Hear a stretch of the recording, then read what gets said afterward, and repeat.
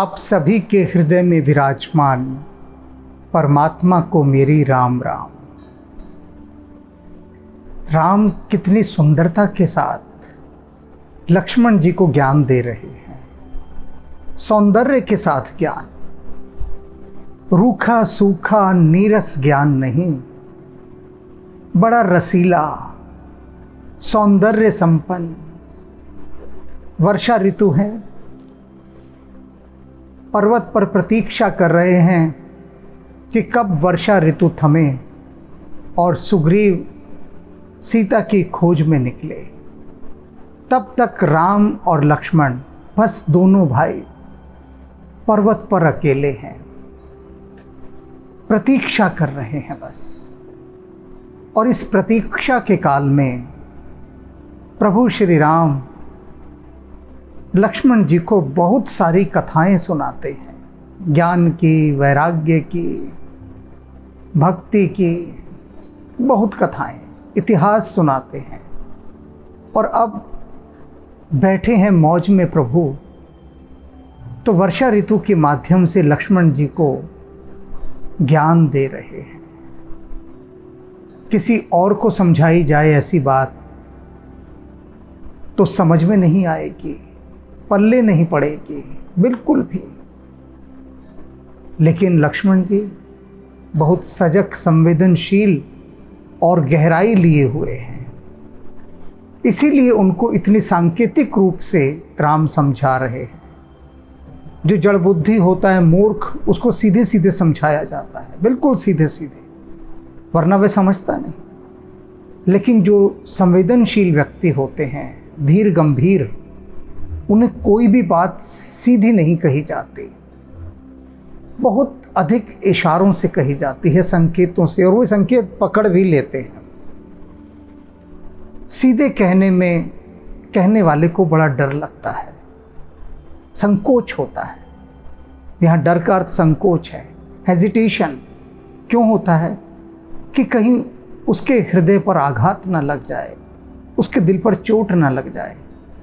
क्योंकि संवेदनशील व्यक्ति का हृदय बहुत कोमल होता है, उसे बात भी समझानी होती है किसी कोमल व्यक्ति को, तो बहुत सोच समझ कर समझानी चाहिए। हिसाब से देखकर व्यक्ति को बात समझाई जाती है। सभी को एक लाठी से ये नहीं हाँका जा सकता, सबकी अलग अलग लाठियाँ हैं, और किसी को तो लाठी चाहिए ही नहीं होती। अब यहाँ समझिए, बहुत गहरी गहरी बातें, इतनी गहरी गहरी बातें हैं। यहाँ प्रभु राम की उस वाणी को मैं दोबारा कह तो रहा हूँ, उसकी व्याख्या तो कर रहा हूँ, लेकिन व्याख्या के बाद भी ये बात सरलता से समझ में आने वाली नहीं है। बहुत गहरे अनुभव होंगे भीतर के, तब ये बातें समझ में आएंगी। आखिरकार कह कौन रहा है? प्रभु श्री राम कह रहे हैं। किससे कह रहे हैं? लक्ष्मण से कह रहे हैं, लक्ष्मण से। इन दो विभूतियों के बीच में संवाद हो रहा है, डायलॉग्स हो रहे हैं। उन डायलॉग्स को हम कैसे समझेंगे? राम तो लक्ष्मण के लिए समझा रहे हैं ना। हम खामखा बीच में आ गए कि पूछे भाई तू कौन कि मैं खामखा, हम व्यर्थ में यहाँ पर बीच में आ गए। लेकिन होता ही है, जब भंडारा होता है तो मंगते तो आ ही जाते हैं ना, आएंगे ही मंगते, और हम सब मंगते ही तो हैं। राम भंडारा कर रहे हैं, भंडारे में लक्ष्मण जी को खिला रहे हैं, तो हम भी उस भंडारे में थोड़ी बहुत झूठन पा लेंगे।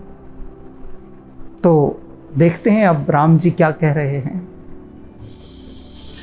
देखियत चक्र बाक खग नाही, कल ही पाई जिम धर्म पराही।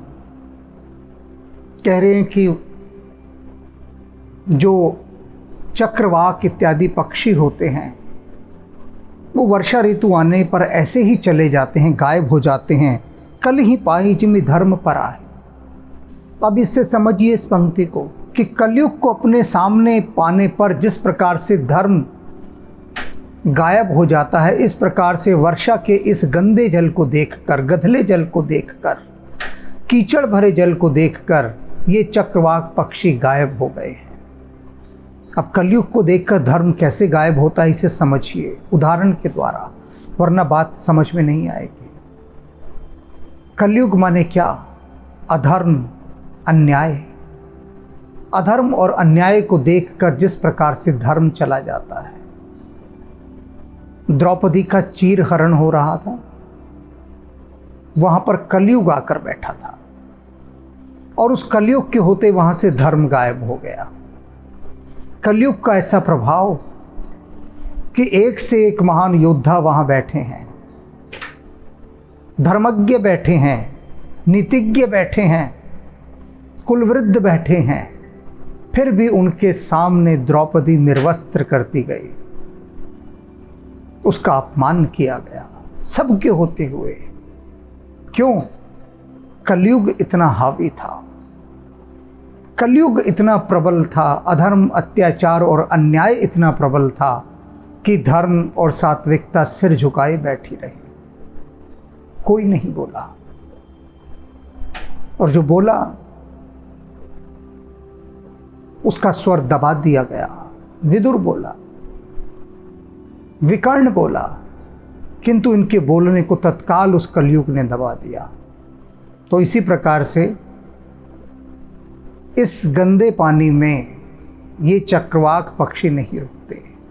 तो प्रभु समझा रहे हैं लक्ष्मण को कि लक्ष्मण, यदि कलयुग रहेगा राज्य में तो धर्म विदा हो जाएगा।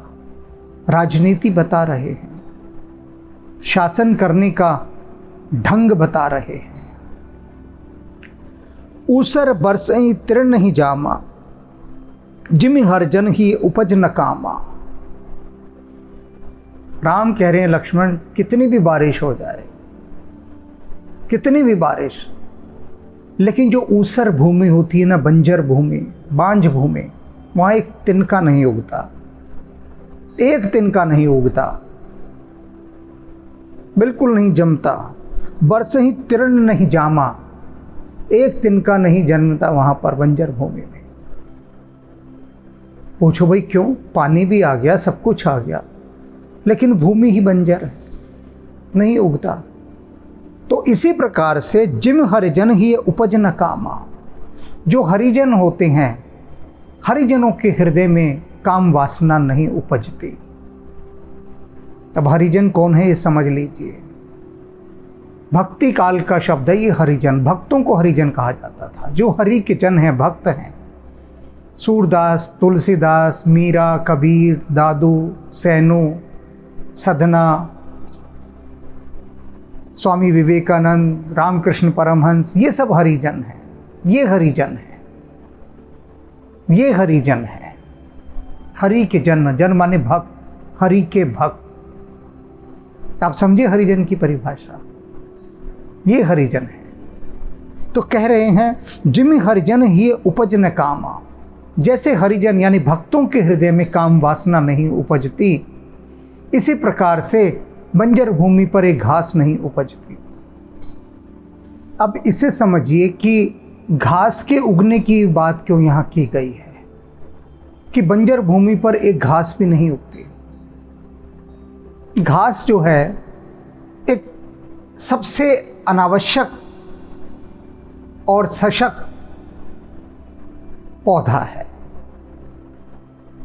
कहीं भी उग जाएगा, कहीं भी घास, पत्थरों में, चट्टानों में, कहीं भी उग जाती है घास, लेकिन बंजर भूमि में नहीं उगती। तभी तो वो बंजर है कि घास भी नहीं उगती। घास को उगने के लिए कुछ नहीं चाहिए, कहीं भी उग जाएगी घास, बस बंजर भूमि में ही नहीं उगते। तो ऐसे ही भक्तों का हृदय होता है, वहाँ पर काम वासना होती ही नहीं, पैदा ही नहीं होती। जैसे घास अनावश्यक है, ऐसे ही काम वासना। अब इसे एक उदाहरण के द्वारा समझिए, ऐसे ये बात समझ में नहीं आएगी कि भक्तों के हृदय में काम वासना किस प्रकार नहीं उपजती। एक आश्रम था, उस आश्रम में एक युवाचार्य की नियुक्ति होनी थी, यानी युवक आचार्य। जो भक्ति के बारे में ब्रह्मचारियों को बताता। आश्रम के गुरु को अपने 2 शिष्य इसके लिए सुपात्र लगे। दोनों ही शिष्य टक्कर के बराबर के। अब गुरु के लिए समस्या हो गई कि युवाचार्य किसे बनाया जाए। दोनों ही बराबर के। कुछ समझ नहीं आया उसे, तो गुरु ने सोचा कि चलो इन दोनों को लेकर मैं अपने गुरु के पास जाता हूं और उनसे पूछता हूं। वे कुछ न कुछ मार्ग अवश्य निकालेंगे, क्योंकि पद ऐसा है कि बहुत ही सात्विक और पवित्र व्यक्ति चाहिए। गुरु ने बहुत प्रयास किया खोजने का, किंतु दोनों हर जगह बराबर के निकलते। विनम्रता में, शीलता में, सत्य में, आचरण में, सब तरह से। हार गया गुरु। दोनों शिष्यों को लेकर चला यात्रा पर। चलने से पहले उसने जो सामान्य निर्देश होते हैं वे दिए कि सुनो, किसी पराये धन पर दृष्टि मत डालना और उतना ही लेना रास्ते में जितना आवश्यक हो। आवश्यकता से अधिक भिक्षा मत लेना और किसी भी स्त्री पर कुदृष्टि मत डालना। स्पर्श ही मत करना स्त्री का। यदि स्त्री कुछ तुम्हें भोजन इत्यादि भी दे भिक्षा में तो दूर से लेना। उसे कहना डाल दे तुम्हारे पात्र में झोली से, उसके हाथ का स्पर्श तुमसे ना हो जाए। सामान्य निर्देश दिए और चल दिए। अब यहाँ पर इसी की बात आ रही है, जिमी खरिजन ही उपज ने कामा। इसकी व्याख्या कर रहा हूं मैं। चल दिए। रास्ते में एक वृक्ष के नीचे वो विश्राम करने बैठ गए। नदी के किनारे वृक्ष था, अच्छी हवा चल रही थी। बैठ गए। गुरु भी बैठ गया। जो थोड़ा बहुत चना चबेना लेकर चले थे आश्रम से वो खाने लगे। तभी देखा कि सामने एक स्त्री स्नान कर रही है। सभी की दृष्टि पड़ी। संयोग से वो वहां बैठ गए थे। स्त्री स्नान करके ऊपर आ ही रही थी कि उसका पैर फिसल गया और वो धारा में गिर गई और वो चिल्लाने लगी रक्षा के लिए। तो जो शिष्य था एक, वो उठकर भागा, दौड़ा और नदी में छलांग लगाई। बहुत अच्छा तैराक था वो। कूदा और स्त्री को बचा कर ले आया। और क्योंकि स्त्री नदी में स्नान करने गई थी इसलिए वस्त्र उसके ऐसे ही थे। वस्त्र बह गए, निर्वस्त्र, और उस निर्वस्त्र स्त्री को वह अपनी भुजाओं में उठाकर किनारे लाया। कुछ लोग भी आ गए गांव के, और उसने गांव के उन लोगों को स्त्री को सौंप दिया और चुपचाप आकर गुरु के पास बैठ गया। न गुरु ने कुछ कहा और न जो उसका साथ, उसका दूसरा सहपाठी था, उसने कुछ कहा। आगे यात्रा पर चल दिए। जब वे गुरु के आश्रम के पास पहुंच गए, अपने गुरु के भी गुरु के आश्रम के पास, वहां तब उन्होंने कहा कि चलो एक वृक्ष के नीचे बैठकर हम थोड़ा कुछ और खा लें। बहुत यात्रा हो गई, थक गए हैं। तो गुरु ने कहा मैं थोड़ी देर सो लेना चाहता हूँ, थक गया हूँ। अब बस आश्रम आ ही गया है तो थोड़ा विश्राम करके जाएं, थके हारे ना पहुँचे हम गुरु के आश्रम में अपने। तो दोनों शिष्यों ने बात मान ली। गुरु एक वृक्ष के नीचे आंख बंद करके सोने की तैयारी में। अब वो दोनों शिष्य बैठे हैं। तो पहला शिष्य जो नदी में कूदकर उस स्त्री को बचा कर लाया था, उससे उसका दूसरा साथी पूछता है कि तूने ऐसा क्यों किया? गुरुदेव ने मना किया था किसी भी पराई स्त्री का स्पर्श नहीं करना, और तूने तो निर्वस्त्र स्त्री को अपने भुजाओं में उठा लिया और लेकर आया। तुझे अब युवाचार्य का पद नहीं मिलेगा, नहीं मिलेगा। अच्छा एक बात तो बता, जब तूने उस स्त्री को उठाया तो तुझे कैसा सुख मिला? उस सुख के बारे में बता। तो वह शिष्य जिसने उस स्त्री को बचाया था वो कहता, सुख? कैसा सुख? मुझे तो बस यही चिंता थी कि वह डूब न जाए, उसकी रक्षा हो जाए। मैंने तो बस एक डूबते हुए प्राणी को बचाया है। न मैंने स्त्री देखी, न मैंने पुरुष देखा, मैंने तो देह देखी ही नहीं। मैंने तो बस यही देखा कि कोई डूब रहा है और उससे बचाना है। और ये सब बातें जो तू कह रहा है, इनका तो मुझे अर्थ ही नहीं मालूम, क्योंकि मेरी दृष्टि में वो थी ही नहीं। वही बात जो राम यहाँ कह रहे हैं, जिमि हर जन ही उपज न कामा। जैसे बंजर भूमि में एक घास नहीं उगती, ऐसे भक्तों के हृदय में काम वासना नहीं उगती। उसने निर्वस्त्र नारी को उठाया, लेकिन फिर भी उसके भीतर कहीं कोई वासना नहीं, कहीं कोई काम नहीं, अकाम। गुरु सुन रहा था सारी बात। थोड़ी देर बाद गुरु उठा और उसने कहा, चलो वापस अपने ही गुरुकुल में चलते हैं। दोनों शिष्यों ने पूछा कि किंतु आप तो अपने गुरुदेव से मिलने उनके आश्रम में आए थे। गुरु बोला, हाँ आया था, मेरे मन का एक प्रश्न था, लेकिन अब नींद में मुझे उस प्रश्न का उत्तर मिल गया, स्वप्न में मिल गया। अब वापस लौटे।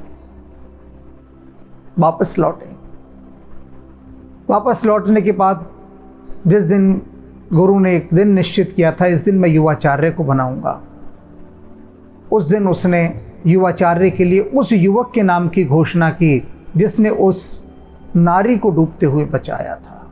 सारा आश्रम चकित था, क्योंकि सबको आशा थी कि दूसरे को बनाया जाएगा। वह बहुत प्रभावशाली था। पर गुरु ने बताया कि जिसने एक निर्वस्त्र स्त्री को नदी से बाहर निकाला, लेकिन उसके बाद भी उसके भीतर काम वासना नहीं थी। उसने उसे छुआ, लेकिन फिर भी वह अनछुआ रहा।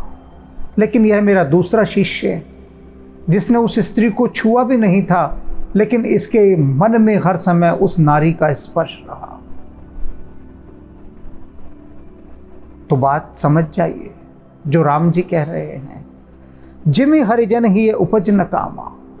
जो ईश्वर के भक्त होते हैं उनके भीतर काम वासना नहीं उपजती। रानी रासमणि के महल में केवल रामकृष्ण परमहंस को ही जाने की अनुमति थी। वहाँ का जो वह कक्ष था जहाँ पर स्त्रियाँ ही रहती थी, वहाँ केवल रामकृष्ण परमहंस जा सकते थे और कोई नहीं, क्योंकि वे शिशुवत थे, छोटा बच्चा। अब एक छोटा सा बच्चा 2 साल का, वो कहीं भी जा सकता है, स्त्रियों के स्नानागार में भी जा सकता है, स्त्रियां भी उससे कोई संकोच नहीं करती, छोटा सा बच्चा। तो ऐसे ही शिशु भाव के रामकृष्ण परमहंस थे कि जो भक्त हैं, भक्त के हृदय में काम वासना नहीं उपजती। विविध जंत संकुल मही भ्राजा, प्रजा बाढ़ जिमि पाई सुराजा। इस वर्षा के आने से क्या हुआ कि बहुत सारे जीव जंतु एकदम बढ़ गए, पैदा हो गए, भीड़ की भीड़ हो गई उनकी। वर्षा जब आती है तो न जाने कितने कितने प्रकार के जीव पैदा हो जाते हैं। एक ही उदाहरण दे रहे हैं मेंढक का, जैसे मेंढक है, मच्छर है, मक्खी हैं, कितने अधिक हो जाते हैं बरसातों में। देखा होगा ना, बरसातों में बल्ब के आगे कितने सारे मच्छर भिन भिनाते हैं, इतने होते हैं कि रोशनी तक को ढक लेते हैं। इतने मच्छर कहाँ से पैदा हो गए, वो बरसातों में एकदम आ जाते हैं। विविध जंतु संकुल मही भ्राजा, इतनी भीड़ हो जाती है जीव जंतुओं की। कैसे? प्रजा बाढ़ जिमि पाई सुराजा, जैसे सुराज पाकर, अच्छा राजा पाकर जैसे प्रजा की भीड़ बढ़ने लगती है, वृद्धि हो जाती है। जहाँ पर राजा बहुत अच्छा होता है, वहाँ पर प्रजा में विभिन्न प्रकार के लोग, विभिन्न जातियों के, धर्मों के सब आकर इकट्ठा होने लगते हैं, क्योंकि लगता है कि सबका पालन पोषण होगा बिना किसी भेदभाव के। जैसे वर्षा में होता है, विविध प्रकार के जीव जंतु आते हैं, वर्षा सबका पालन करती है। ऐसे ही जो राजा होता है, सुराजा, अच्छा राजा, सुराज, अच्छा राज्य, वह सभी का पालन पोषण करता है और प्रजा की वृद्धि होती है। जहाँ तहाँ रहे पथिक थक नाना, बहुत स्थानों पर बहुत सारे यात्री थक कर बैठे हैं, आराम कर रहे हैं, किसी की कहीं जाने की इच्छा नहीं हो रही, भैया कहीं नहीं जाना, बस आराम कर रहे हैं बैठे। तो कैसा है? जिमी इंद्रियगण उपजहि ज्ञाना, जैसे ज्ञान उत्पन्न हो जाने के ऊपर सारी इंद्रियां शिथिल हो जाती, इंद्रियां शिथिल हो जाती, कहीं जाने की इच्छा नहीं होती। जब व्यक्ति को ज्ञान प्राप्त हो जाता है फिर वो अपने केंद्र पर आकर बैठ जाता है, सेंटर पर, फिर उसे कोई मतलब नहीं होता। कहा है ना, मोको कहाँ सीख रही सो काम। उसे कहीं ये बड़े बड़े सम्मेलनों में जाना, बड़ी बड़ी पार्टियों में जाना, रैलियों में जाना, इन सब से उसका कोई अभिप्राय नहीं रह जाता, कोई रस नहीं रह जाता। जिसको ज्ञान हो गया उसकी इंद्रियां कहीं इन और नहीं भागती, फिर कि कोई सेमिनार हो रहा है चलो वहाँ चलेंगे, ये सब चीज़ें वो सब अनावश्यक छोड़ देता है, केवल वही रखता है जो परम आवश्यक। तो उसके सारे इंद्रियां बाकी सब चीज़ों से थक जाती हैं। ऐसे ही थक कर ये यात्री बैठे हैं। कब हूँ प्रबल बह मारुत, जहाँ तहाँ मेघ बिलगाहें। राम कह रहे हैं लक्ष्मण देखो, अचानक प्रबल वायु बहती है, तेज हवाएं चलने लगती है, और इससे क्या होता है, जो बादल है ना, ये बिलगाहें इनको भगा देती है, इधर उधर खदेड़ देती है, सब बादल भाग जाते हैं, ये जो तेज हवा चलती है। तो ये कैसा है, इसे भी समझ लो। जिमी कपूत के उपजे कुल सद्धर्म न साहे, जैसे यदि कपूत जन्म ले ले घर में, घर का बच्चा यदि बुरी संगत में पड़ जाए तो वो कुल के सारे धर्म का नाश कर देता है, कुल की सारी प्रतिष्ठा को बट्टा लगा देता है, कलंकित कर देता है, उसकी सारी कीर्ति को नष्ट कर देता है, यश को समाप्त कर देता है, ऐसे बिखरा देता है जैसे ये तेज हवा इन बादलों को बिखरा कर खदेड़ देती है। इसी प्रकार कपूत घर के धर्म को, घर की प्रतिष्ठा को, कीर्ति को, यश को नष्ट कर देता है। कब हूँ दिवस में निबिड़तम, और देखो लक्ष्मण क्या हो रहा है, कब हूँ दिवस निबिड़तम, कभी दिन के अंदर ये निबिड़ अंधकार छा जाता है, गहरा अंधेरा, बादल आ गए बहुत सारे, एकदम काली घटाई छा गई, अंधेरा छा जाता है, निबिड़ अंधारे, गहरा अंधेरा। कब हूँ दिवस में निबिड़तम, कब हूँ प्रगट पतंग, कब हूँ प्रगट पतंग, और कभी सूर्य प्रकट हो जाता है। बादल फटते हैं, सूर्य प्रकट हो जाता है, अंधकार समाप्त हो जाता है। ये खेल चल रहा है देखो लक्ष्मण बरसात में, कभी अचानक अंधेरे का छा जाना, कभी बादलों का हट जाना और सूर्य का चमक जाना, प्रकाश छा जाना। इस खेल के बारे में प्रभु अब क्या बता रहे हैं, ये जो अंधेरे और उजाले का लुका छिपी का खेल है, कह रहे हैं बिनसई उपजई ज्ञान जिम पाई कुसंग सुसंग। कहते हैं लक्ष्मण ये पता है कैसा है, अचानक बादलों का छा जाना और अंधेरा घिर आना, सूरज का निकल आना, यह बिल्कुल वैसा है लक्ष्मण जैसे जीव यदि कुसंग पा जाए, बुरी संगति पा जाए, तो वह अज्ञान के अंधकार में घिर जाता है, और यदि वह साधु सज्जन का संग पा जाए तो फिर जैसे सूरज निकल आता है एकदम वैसी स्थिति हो जाती है। कितने सुंदर रूप में समझाया है बादलों के घिरने को, सूरज के निकलने को, कुसंग और सुसंग के साथ कैसा जोड़ा है। वर्षा विगत शरद ऋतु आए, देखो लक्ष्मण वर्षा ऋतु चली गई है और अब शरद ऋतु आ गई है। लक्ष्मण देखो परम सुहाए, देखो हर तरफ लक्ष्मण कितना सुहाना दृश्य हो गया है, परिवेश कितना सुहावना है, मनोहर है। फूले कास सकल मही छाए।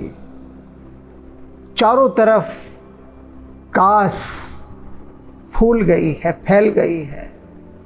कास एक घास होती है, जिन लोगों ने देखा होगा कि एक लंबी घास जिसके ऊपर सफ़ेद रंग के झंडे लगते हैं, जैसे कि पंख हो, सफ़ेद रंग के लंबे लंबे झंडे, कि हाथी भी उन घास में घुस जाए तो पता नहीं लगता, और उसके सफ़ेद झंडे ऐसे लहराते हैं, घास के ऊपर लगते हैं, रुई के जैसे सफ़ेद एकदम, उसे कास कहते हैं। कास सकल मही छाए, सारी धरती पर कास छा गई है। जनु वर्षाकृत प्रकट बुढ़ाई, और वह किस बात का प्रतीक है कि जैसे वर्षा की अब वृद्धावस्था आ गई है, और ये सफ़ेद सफ़ेद झंडे इस घास के जो लहरा रहे हैं दूर दूर तक, ये घोषणा कर रहे हैं कि वर्षा ऋतु का अब बुढ़ापा आ गया है, अर्थात अब वर्षा ऋतु गई। उदित अगस्त पंथ जल सोसा, जिमी लोभ ही सोसई संतोषा। कहते हैं अब सूर्य ने जल को सोखना आरंभ कर दिया है। कैसे? जैसे संतोष लोभ को सोख लेता है। जिसके पास संतोष का धन होता है वह लोभ को सोख लेता है, लोभ काम नहीं करता, परम संतुष्ट। आपने कई बार सुना होगा कि न जाने कितने लोगों ने लोगों का धन लौटाया। कई बार कोई स्कूटर में पैसे भूल गया, टैक्सी में भूल गया, कहीं पड़े मिले, तो जिसका धन था वो जाकर लौटा दिया। कैसे लोग हैं वे? संतोषी। उन्हें दूसरे का धन नहीं चाहिए। यदि किसी का धन उन्हें पड़ा मिल भी जाता है तो उनका प्रयास होता है कि जिसका धन है उस तक पहुंचा दिया जाए। तो उनके भीतर के जो लोभ के तत्व हैं, लोभ का जो जल है उनके भीतर, उनके लोभ के जल को उनका संतोष रूपी सूर्य सोख लेता है, सुखा देता है। ये वर्षा ऋतु के इस उपमान के माध्यम से राम समझा रहे हैं लक्ष्मण को। सरिता सर निर्मल जल सोहा, सरिताओं का जल एकदम निर्मल हो गया है और बहुत प्यारा और सुहावना लग रहा है। जब वर्षा ऋतु चली जाती है उसके बाद जो नदियों का, सरोवरों का जो जल होता है ना, उसमें मिट्टी तो आ नहीं रही, गदला पानी आ नहीं रहा, धूल कहीं है नहीं, तो बहुत निर्मल जल हो जाता है। कैसे? जैसे संत हृदय जस गत मद मोहा, जैसे संतों का हृदय निर्मल होता है, मद और मोह रूपी कीचड़ वहाँ नहीं रहता। संतत्व से पहले भीतर मद भी होता है, मोह भी होता है, लोभ भी होता है। भगवान वाल्मीकि को पहले ये सब था, मद था, मोह था, लोभ था, लेकिन संतत्व आने के बाद ये सब चला गया, ये सारा कीचड़ और मन निर्मल हो गया। वही वर्षा ऋतु में होता है। कीचड़ चला जाता है, सरिताओं का जल निर्मल हो जाता है। रस रस सूख सरित सर पानी, नदी और तालाबों का जल धीरे धीरे सूख रहा है। ममता त्याग करी जिम ज्ञाने, जैसे विवेकी पुरुष ममता का धीरे धीरे त्याग कर देता है, ममताओं को छोड़ देता है। जन शरद ऋतु खंजन आए, पाई समय जिमि सुकृत सहाय। ये जानकर कि शरद ऋतु आ गई है, खंजन पक्षी भी आ गए हैं। बहुत प्यारे पक्षी होते हैं खंजन। ये जानकर कि अब ये कूड़ा कबाड़ सब चला गया है, खंजन पक्षी आ गए हैं। और कैसे है इनका आना? पाई समय जिम सुकृत सुहाए, जैसे समय का इंतज़ार देख रहे होते हमारे पुण्य। सुकृत सुहाए, वे जो सुख देने वाले पुण्य हैं वो हमारे इंतज़ार में बैठे होते हैं बस, कि कब हमारे भीतर का ये पाप हटे, कब ये वर्षा ऋतु जाए गंदे पानी की, कीचड़ वाले, और कब वे प्रकट हों। तो भीतर का मल चले जाने पर हमारे पुण्य प्रकट होते हैं। इसी प्रकार से वर्षा ऋतु में ये कीचड़, ये गंदगी, ये सब चले जाने पर अब खंजन पक्षी आ गए हैं। पंख न रेणु सोह अस धरने, कहते हैं इस धरती पर अब ना पंख है, ना कीचड़ है, ना धूल है। बहुत ही निर्मल और पवित्र हो गई है ये धरती। नीति निपुण नृप के जस करने, और ऐसे शोभायमान हो रही है धरती जैसे नीति निपुण राजा की कोई करनी होती है, कर्म होते हैं।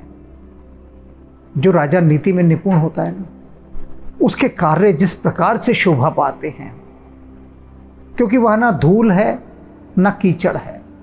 नीति निपुण राजा की विशेषता होती है कि उसके कृत्यों में कहीं भी धूल कीचड़ यानी पाप, स्वार्थ, मोह, चालबाजियां ये सब नहीं होती। नीति निपुण राजा प्रजा के साथ कोई चालबाजी नहीं करता, कोई धोखाधड़ी नहीं करता, प्रजा को धोखा देने के लिए कोई बड़े बड़े वादे नहीं करता, कुछ नहीं। ऐसा राजा जो नीति में निपुण है, न्याय में, धर्म में निपुण है, वह केवल प्रजा के हितार्थ, प्रजा के कल्याणार्थ, प्रजा के शुभचिंतक के रूप में रहकर सुकर्म करता है, सुंदर कृत्य करता है, और उसकी करनी जिस प्रकार से शोभा पाती है, इसी तरह से ये धूल और कीचड़ से रहित धरती इस समय शोभा पा रही है। जल संकोच बिकल भई मीना, पानी कम हो गया है तो मछलियां व्याकुल हो रही हैं। अबुद्ध कटुंबी जिमि धनहीना, जैसे कोई अबुद्ध यानी कोई मूर्ख कटुंबी मुखिया, जिमि धनहीना जैसे बिना धनहीन गरीब हो जाने पर व्याकुल हो जाता है।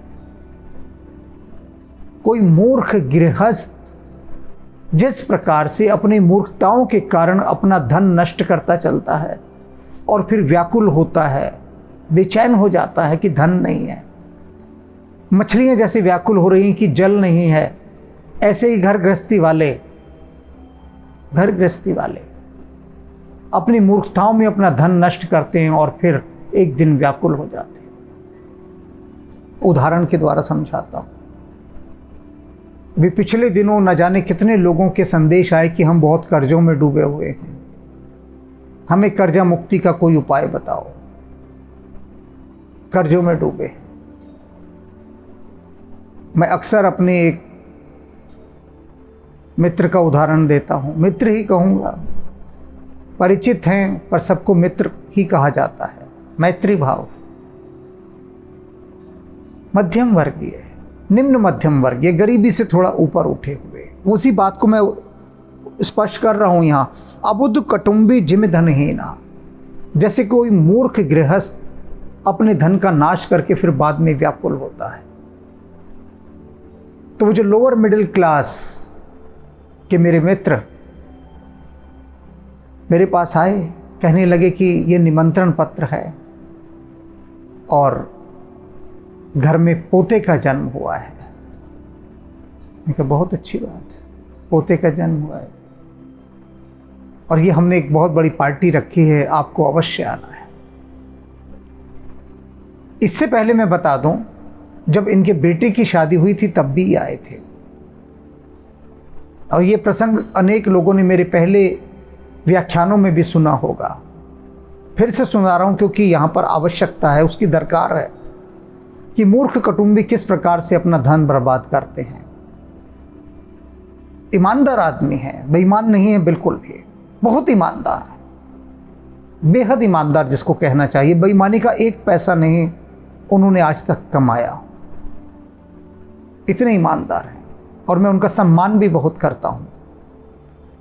उन्होंने जब अपने बेटे का विवाह किया तो कर्ज लेकर विवाह किया, पैसा उठाया बाहर से लोगों से।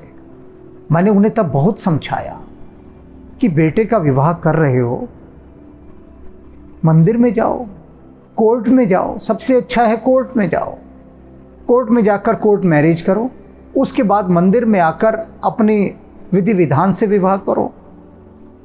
और जो बहुत बहुत निकट के लोग हैं घर गृहस्थी के, बस उनको बुलाओ और एक सादा समारोह करो, बिल्कुल सादा। और इस सब के अंदर आपका जो पैसा लगेगा ना, मुश्किल से, आपका बहुत मुश्किल से जोर मारोगे तो 50,000 रुपये में सारा काम हो जाएगा। लेकिन उस समय उन्होंने कर्ज लिया और 5 लाख का कर्ज लिया। जो काम 50,000 में होना था उन्होंने 5 लाख खर्चे। मेरे लाख समझाने के बाद भी क्यों? वो कहते समाज के लोग क्या कहेंगे कि ये कोई ढंग है विवाह करने का। कहते शादी ऐसी होनी चाहिए, मैं दिखाना चाहता हूं लोगों को। ये अहंकार भगवान राम जो कह रहे हैं, अबुद्ध कुटुंबी यानी मूर्ख कुटुंबी, मूर्ख मुखिया, ईमानदार हैं लेकिन मूर्ख हैं। समाज का डर। जो काम 50,000 में होना था और 50,000 उनके लिए बड़ी सहजता से हो जाते, लेकिन 5 लाख खर्चे। और फिर जब पोता हुआ, पोता हो गया, तब तो प्रसन्नता का कोई ठोर ठिकाना न था। और फिर उन्होंने कर्ज लेकर फंक्शन किया और उसके बाद लॉकडाउन हुआ। थोड़ा बहुत जो कमाई के साधन थे सब नष्ट हो गए, कुछ नहीं रहा। और कर्जों के भार के नीचे इतने दब गए कि बच्चों के समान रोने लगे मेरे पास आकर। तो मैंने कहा कि क्यों रोते हो? जाओ और जिन लोगों को तुमने उन पार्टियों में इतना खिलाया, अब उन सब के पास जाओ, कहो देखो मैंने अपनी शान दिखाने के लिए तुम सबको पार्टियां दी, अब सब कम से कम मुझे 5-5 हज़ार रुपये तो दे दो। सबसे मांगो जाके। वे बोले कोई 5 रुपये नहीं देगा, 5,000 की बात कर रहे हैं। मैंने कहा क्यों खिलाया फिर उनको? जब तुम्हारे पास था ही नहीं तब क्यों खिलाया? और जिसके पास होता है, मैं उन लोगों से कहता हूं कितनी शादी पे खर्च कर रहे हो? वो कहते हैं कि जी 3 करोड़। मैं कहता हूं क्या बात है, 3 करोड़ कर रहे हो, बहुत कंजूस हो। अरे 30 करोड़ खर्चो ना, दुनिया को दिखाओ, शान दिखाओ। उनको मैं कहता हूं शान दिखाने को, लेकिन वो 3 करोड़ से ज़्यादा नहीं खर्चते, क्योंकि दिल भी तो बैठता है ना। समझदार हैं, बचा कर रखते हैं। वो कहते 3 करोड़ में हमारी बहुत शान हो जाएगी।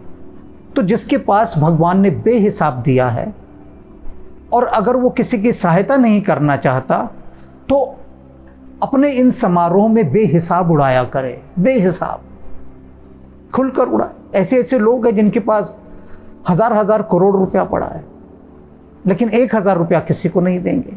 तो उनको अपनी शादियों में 3-3, 400 करोड़ रुपए खर्च करने चाहिए। और जोड़ा किस लिए है? अधिक खर्च करेंगे, सबको रोजगार मिलेगा, काम मिलेगा। खैर, अब बात हम मूल विषय पर आते हैं कि मूर्ख कुटुंबी और ये जो मिडिल लोअर क्लास है ना, ये इनको भगवान राम समझा रहे हैं लक्ष्मण के माध्यम से। ये सभी लोग सुन लें।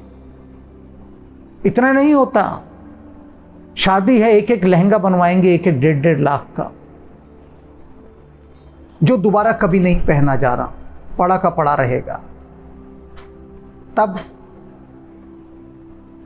लेकिन दिखावा, यही जो भगवान राम यहां पर कह रहे हैं कि जो मूर्ख कुटुंबी है, अपना धन उड़ाता है, बाद में व्याकुल होता है जैसे मछलियां बिना जल के। बिल्कुल समझो इस बात को गहराई से। अपने धन को जितना अधिक से अधिक हो, भगवान राम यहां कह रहे हैं बचा कर रखो। कल को आपकी मदद करने कोई नहीं आएगा, कोई भी नहीं। वो लोग जिनको आप इतना इतना खिलाते हैं, भर भर उपहार देते हैं, कोई नहीं आएगा। अब ये मत समझ लीजिएगा कि भगवान राम ने समझाया तो लोगों की बात समझ में आ जाएगी, फिर भी नहीं आएगी। वो कहेंगे राम को थोड़ी ना हमारे इस सोसाइटी में जीना है, आके जीना तो हमको है, हमें तो लोग दिखावा करना ही पड़ेगा भाई, बिल्कुल करना पड़ेगा। हम क्यों कार 5 लाख की लें, हम तो 20 लाख की कार लेंगे किश्तों में।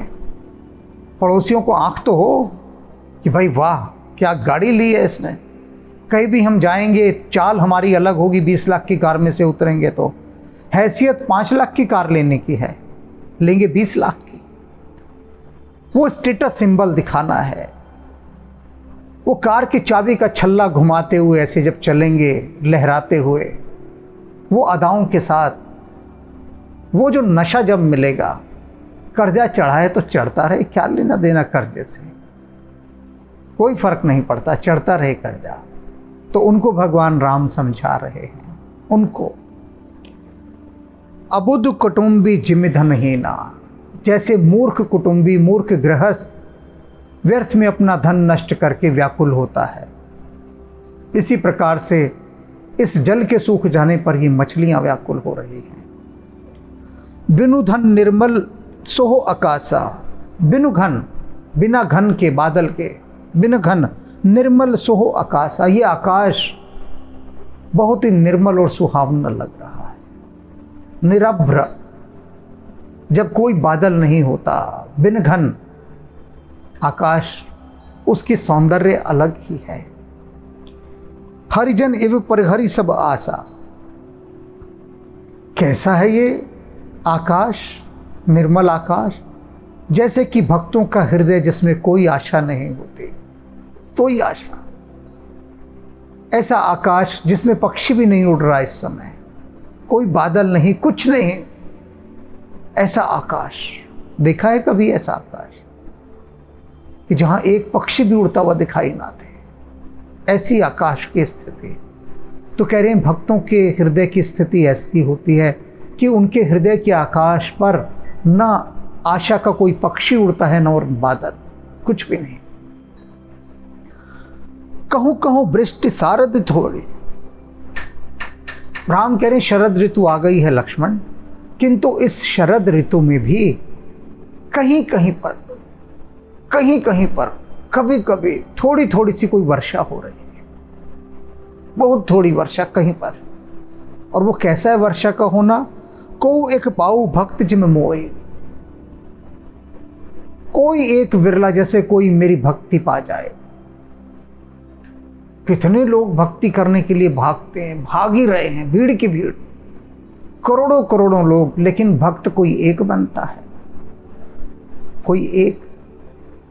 को एक पाऊ भक्ति जिम मोरे, कह रहे हैं जिस प्रकार से लक्ष्मण, कोई एक विरला ही मेरी भक्ति पाता है, वहां तक कोई एक ही पहुंचता है। भागती तो भीड़ है, लेकिन विरला मुझे प्राप्त करता है। विरला समझ लो, जो सबसे अलग होता है, जिसके अंदर ना संदेह होता है, न किसी प्रकार का कोई मोह होता है, ऐसा पहुंचता है वहां पर। जो श्रद्धा से परिपूर्ण होता है, ऐसा विरला पहुंचता है। चले हर्ष तजी नगर नृप, तापस बनिक भिखारी, कहते हैं अब शरद ऋतु आ गई है, तो अपने अपने नगरों को छोड़कर प्रसन्नता पूर्वक कौन कौन जा रहा है? नृप, राजा। अब राजा क्यों जा रहा है भाई? जब वर्षा काल समाप्त हो जाता है, उसके बाद सब लोग अपने आगे के कार्य बड़ी प्रसन्नता पूर्वक करना चाहते हैं। राजा क्या करता है? उसे आगे राज्य जीतने हैं, चढ़ाई करनी है, अभियानों पर जाना है। तो राजा और उसकी सेना प्रसन्न होती है कि चलो वर्षा काल खत्म हुआ, अब लड़ाई का काल शुरू होता है। अब हम अपने अपने युद्ध जो हमारे बचे हैं, जो हमारी पेंडिंग वॉर है, उन लड़ाइयों को अब हम लड़ेंगे। यही राजा का काम होता था। अब वो उन कामों को करता है। तपस्वी प्रसन्न होते हैं। क्यों? कि अब आराम से जाकर हम तपस्या करेंगे पर्वतों पर, नदियों के किनारे, क्योंकि वर्षा काल में तपस्या नहीं हो पाती। बनिक और बनिए व्यापारी कि अब व्यापार करने निकलते हैं भाई। पहले समय में, ये तो 15वीं शताब्दी की बात है, 15th सेंचुरी, 16वीं शताब्दी, उन शताब्दियों की बात कर रहा हूँ मैं। 15, 16, 17, 18वीं शताब्दी, 19वीं शताब्दी तक की बात नहीं कर रहा। 19वीं शताब्दी से पहले पहले का जो काल है, उसमें क्या होता था? जब वर्षा का समय होता था, उस समय लगभग सारे काम रुक जाते थे संसार के, क्योंकि साधन इतने नहीं होते थे। आज तो बारिश है तो कोई फर्क नहीं पड़ता, सारे काम होते हैं, कोई काम नहीं रुकता। उस समय रुक जाते थे क्योंकि साधन इतने नहीं थे। तो वर्षा काल के बाद सब लोग काम करते थे, व्यापारी अपना व्यापार करते थे, भिखारी भी निकलते थे भीख मांगने। जब बारिश हो रही है, कोई बाहर ही नहीं होगा, तो भिखारी भी क्या करेंगे? भिखारी भी नहीं जाते। जिमि हरि भक्ति पाई श्रम तजहि आश्रम चारे। सभी लोग ऐसे विश्राम करते थे वर्षा काल के अंदर जैसे हरि भक्ति पाने के बाद कोई भक्त विश्राम करता है। चारों आश्रमों के परिश्रम पुरुषार्थों को सब छोड़ देता है और भक्त विश्राम करता है हरि की भक्ति पाने के बाद। नहीं समझ में आई बात? अभी समझाता हूं। सिकंदर जब विश्व विजय पर निकला तो अपने एक गुरु के पास पहुंचा और कहता है कि मैं विश्व विजय पर जा रहा हूं, आप भी साथ चलिए। गुरु वृक्ष के नीचे बैठा था। उसने कहा, सिकंदर, मुझे कोई आवश्यकता नहीं कहीं जाने की, और तू किस लिए जाता है? तो सिकंदर ने कहा, मैं विश्व विजय प्राप्त करके बहुत धन और ऐश्वर्य कमाऊंगा। सिकंदर का गुरु कहता है, उसके बाद क्या करेगा? मान ले तूने सारा विश्व जीत लिया, फिर क्या करेगा? उसने कहा, फिर क्या करूंगा मैं? सिकंदर के पास कोई उत्तर नहीं था। किसी सिकंदर के पास उत्तर नहीं होता। किसी सिकंदर ने आज तक इसका उत्तर नहीं दिया। बड़े बड़े सिकंदरों से पूछ लो जो आज भी पूरे विश्व को जीतने की लालसा में लगे हुए हैं। बड़े बड़े शक्तिशाली राष्ट्र जो चाहते हैं पूरे संसार को जीत लें, उनसे भी जाकर कोई पूछो, चलो तुमने पूरे संसार को जीत लिया, तुम्हारा झंडा पूरे संसार पर लहरा गया, उसके बाद उनको कोई उत्तर ही नहीं सूझता। तो वैसे सिकंदर को नहीं सूझा, उसने जल्दी में कहा, उसके बाद मैं विश्राम करूंगा। तो सिकंदर के गुरु ने कहा कि अभी जो मैं कर रहा हूं वह क्या है? वह भी तो विश्राम है, तू भी कर ले, आजा बैठ जा पेड़ के नीचे, क्या समस्या?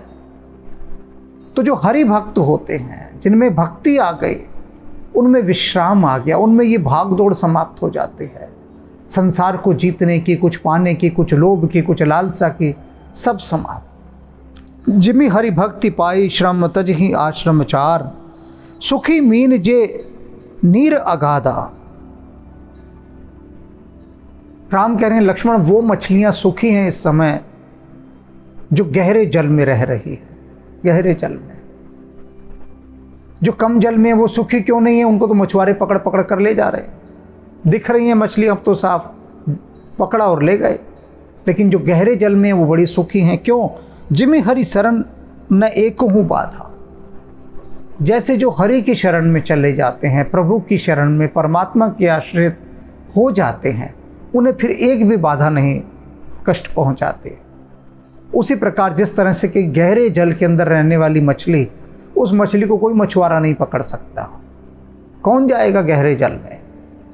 सारी मछलियां उथले जल की पकड़ी जाती, कम गहरे जल के। तो राम कह रहे हैं, गहराई में जाना होगा। प्रभु की गहराइयों में जाओ और वहां निश्चिंत होकर तैरो, वहां किसी का भय नहीं। फूले कमल सोहसर कैसा। कहते हैं, लक्ष्मण देखो, इन तालाबों में कमल खिल गए, कितने सुंदर ये तालाब लग रहे हैं। और कैसा लग रहा है कमल खिलने पर? निर्गुण ब्रह्म सगुण भय जैसा। वे जो निर्गुण ब्रह्म है, वह जो निरंकार है, निरंजन है, जिसे बहुत सारे लोग कहते हैं कि हम परमात्मा को बिना आकार के मानते हैं, निराकारवादी। वो कहते हैं मूर्ति पूजा को मानते ही नहीं, ना मूर्तियों को मानते हैं। हम तो ये मानते हैं कि जो परमात्मा है उसकी कोई मूर्ति नहीं, कोई आकार नहीं, वह निराकार है, इसलिए हम किसी मूर्ति को नहीं मानते। तो राम कह रहे हैं कि ये सरोवर के अंदर खिले हुए जल ऐसे ही सुंदर लग रहे हैं जिस प्रकार से निर्गुण ब्रह्म सगुण भय जैसा। वह जो निर्गुण ब्रह्म है, निराकार ब्रह्म, वह जब आकार लेकर आता है, सगुण में आता है, वह जो निर्गुण है जब रूप धारण करके आता है, ये जो सारी धरती है, ये मनुष्य हैं, ये पशु पक्षी फूल, हर चीज़, ये क्या है? ये सब परमात्मा का सगुण रूप है, परमात्मा के अक्ष हैं, ये प्रतिबिंब हैं। ये जो प्रकृति है ये क्या है? ये परमात्मा की छाया है, परमात्मा जब अपने को रूपाकार में प्रकट करता है तो राम कह रहे हैं देखो लक्ष्मण, उसकी सुंदरता कहीं नहीं जा सकती, वह इतना सुंदर हो जाता है सगुण रूप में। इसीलिए तो देखा होगा ना कि जब हम मंदिर में जाते हैं परमात्मा की मूर्ति को देखते ही रह जाते हैं, देखते ही रह जाते हैं। क्यों? क्योंकि वह जो निर्गुण है वो सगुण रूप में हमने उसको ढाल दिया है। उसे ढाला नहीं जा सकता, लेकिन प्रयास किया ढालने का, तो वो प्रयास ही इतना मंत्रमुग्ध कर देता है। प्रयास ही। ये जो प्रतिमाएं हैं ये क्या हैं? इनमें एक मिकनातीस है, एक चुंबक है, एक मैग्नेट है जो हमें बरबस खींचता है। और ये तो सिर्फ छायाएं हैं, जितनी प्रतिमाएं हैं ये छायाएं ही इतनी जबरदस्त रूप से खींचती हैं, तो जिसकी ये छाया है जब वो खींचेगा तो कैसे खींचेगा, सोच सकते हैं। इसीलिए इन प्रतिबिंबों के माध्यम से हम अपना अभ्यास करते हैं, अपनी प्रैक्टिस करते हैं। छाया के साथ पहले प्रैक्टिस करते हैं, जैसे योद्धा प्रैक्टिस करते हैं ना, अभ्यास करते हैं। बॉक्सिंग वाला बॉक्सिंग बैग के साथ करता है। जो तीरंदाज होते हैं वो एक बोर्ड बना लेते हैं, उस पर एक लक्ष्य होता है, उस पर वो तीर चलाते हैं। शूटर्स भी ऐसी प्रैक्टिस करते हैं। तो ये प्रतिमाएं, ये उस निराकार निरंकार के, उस निर्गुण परमात्मा की सगुण अभिव्यक्तियां हैं जो बहुत सुंदर हैं। गुंजत मधुकर मुखर अनूपा, सुंदर खगरव नाना रूपा।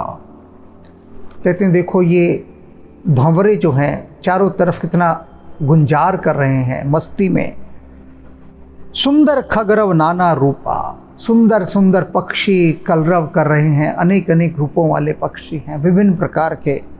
चक्रबाक मन दुख निस्पैखी, जिम दुर्जन पर संपत्ति देखी। कहते हैं इस अंधेरे को देखकर जो चकवा पक्षी है वो बहुत दुखी हो रहा है।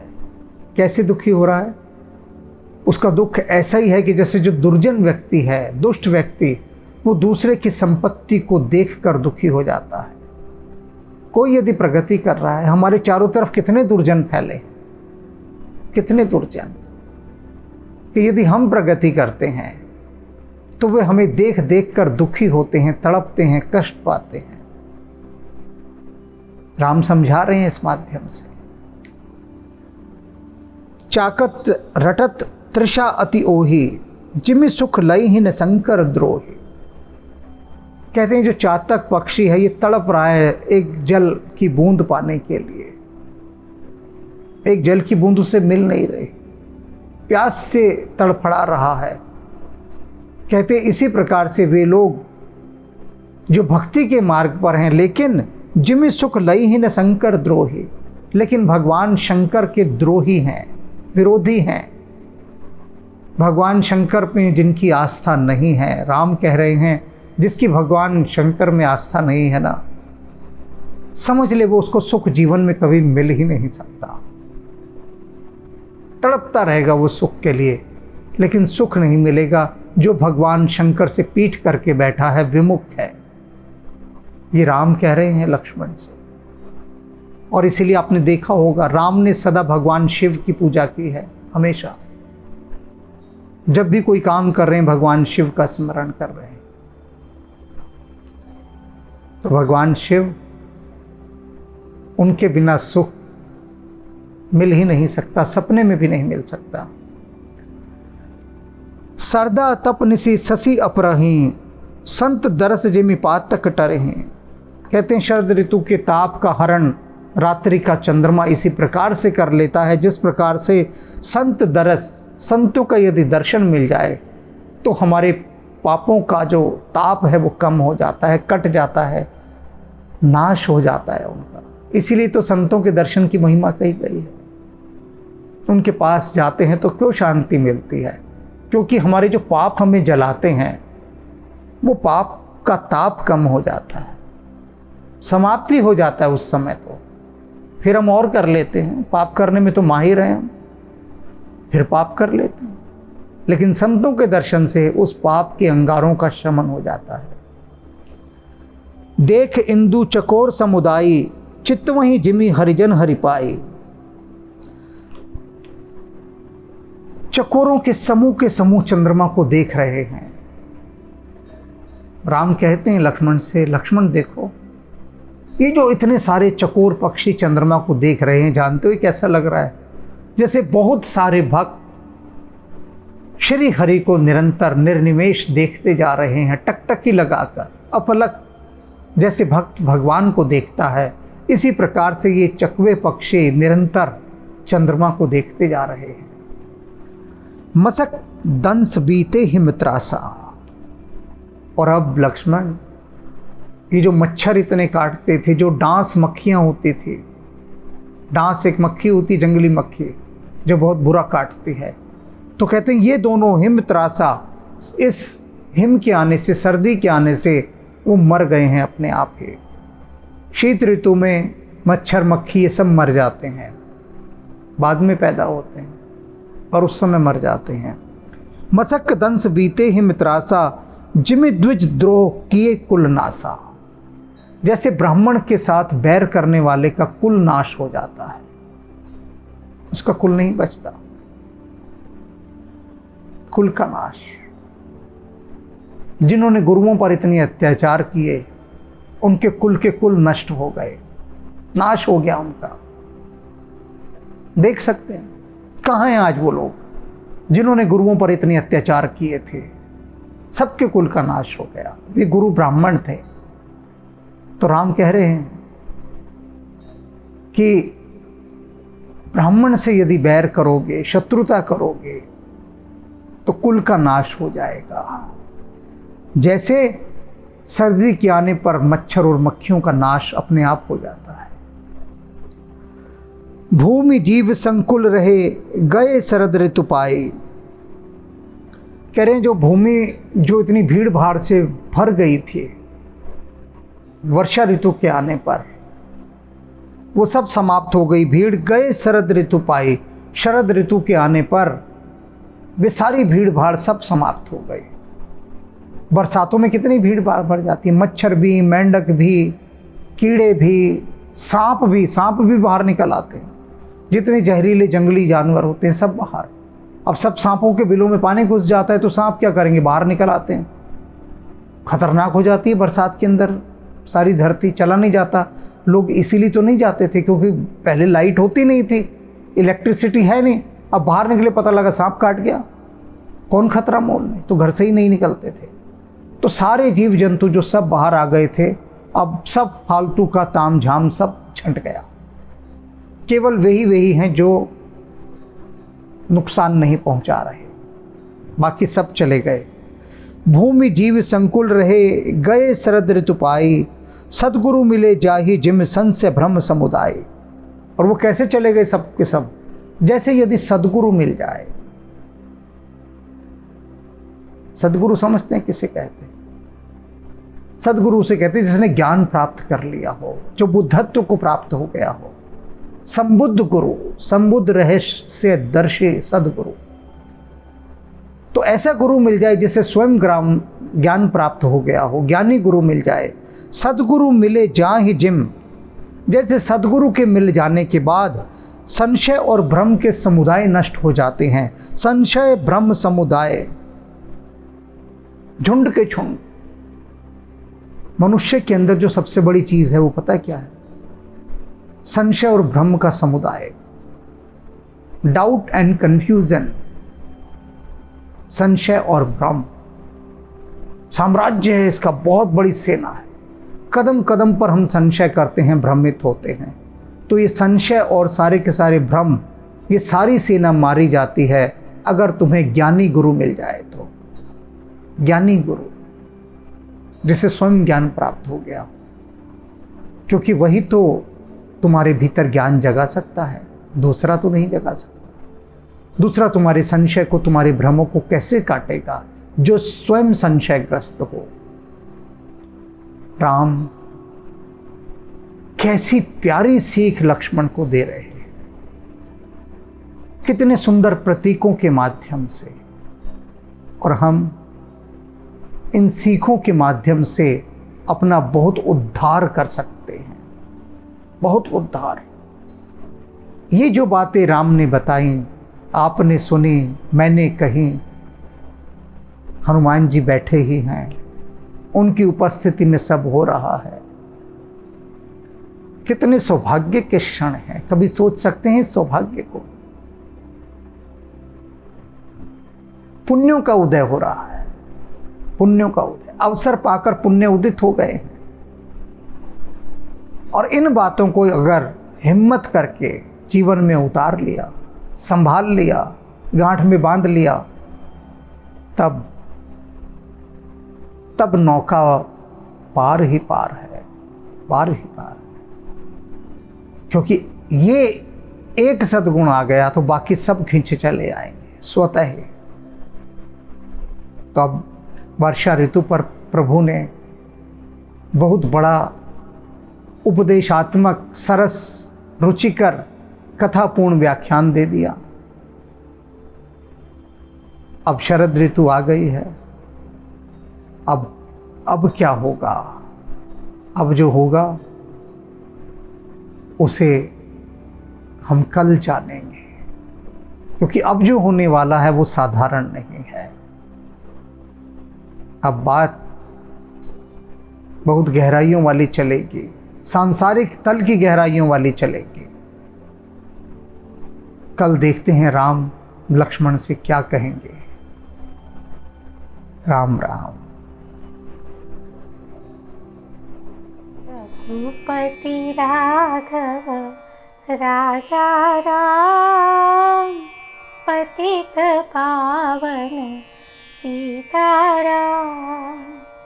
रघुपति राघव राजा राम, पतित पावन सीताराम।